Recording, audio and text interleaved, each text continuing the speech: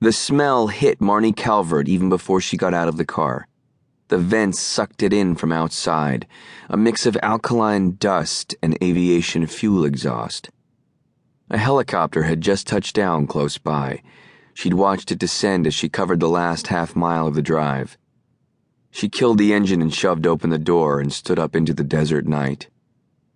There were already 10 or 12 vehicles at the crime scene. State Police, San Bernardino County Sheriff's cruisers, 3 ambulances out of Palmdale.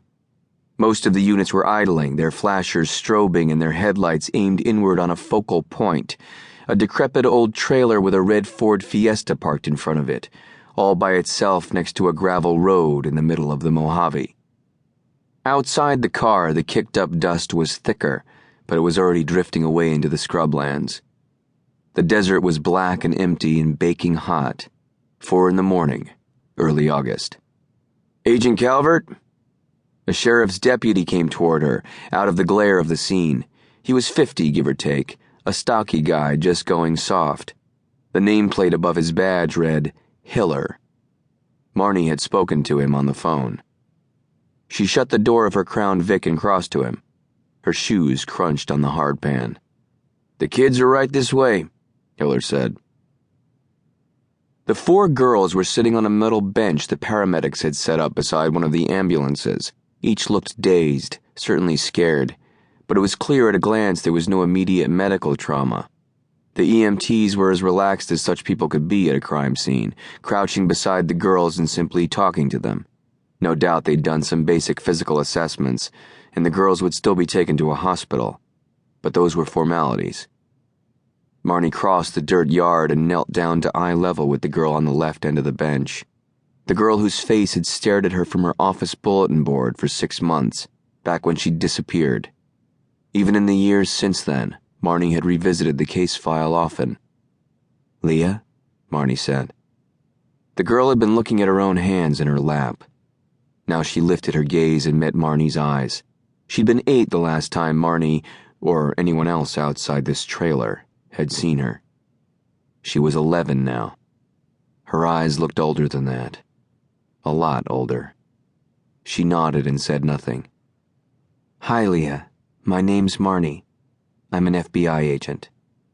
"Are my mom and dad coming?"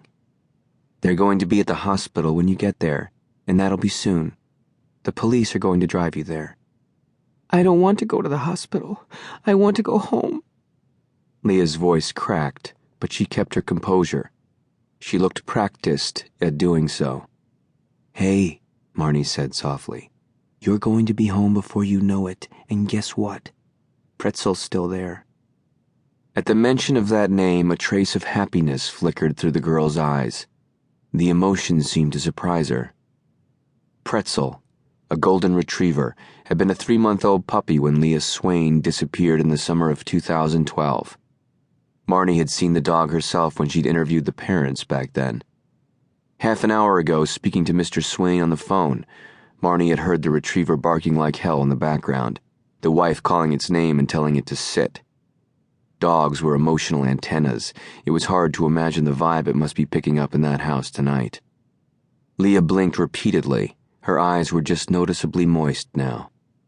"I promise I won't bother you with too many questions," Marnie said. "But can I ask you just 3 or 4? They might be important." Leah nodded. Off at the far edge of the lit-up scene, Marnie heard men's voices greeting someone. She turned and saw a man she recognized, the chief of the LAPD, walking in from where the chopper had touched down. She was pretty sure the desert south of Barstow was hell and gone from the guy's jurisdiction, but this was one of those cases where all the boundaries were sure to get blurred. And it had ended happily, which meant politicians would want their faces associated with it. Marnie wondered whether the guy would have flown out here if the night had turned out differently. For a moment that image forced itself into her head, the scene she might have rolled up to if Harold Healy Shannon had gotten his way. The awful picture was unusually vivid in her thoughts. Marnie pushed it away and turned back to Leah. "You told the police 2 people came into the trailer and stopped Mr. Shannon from starting a fire," Marnie said.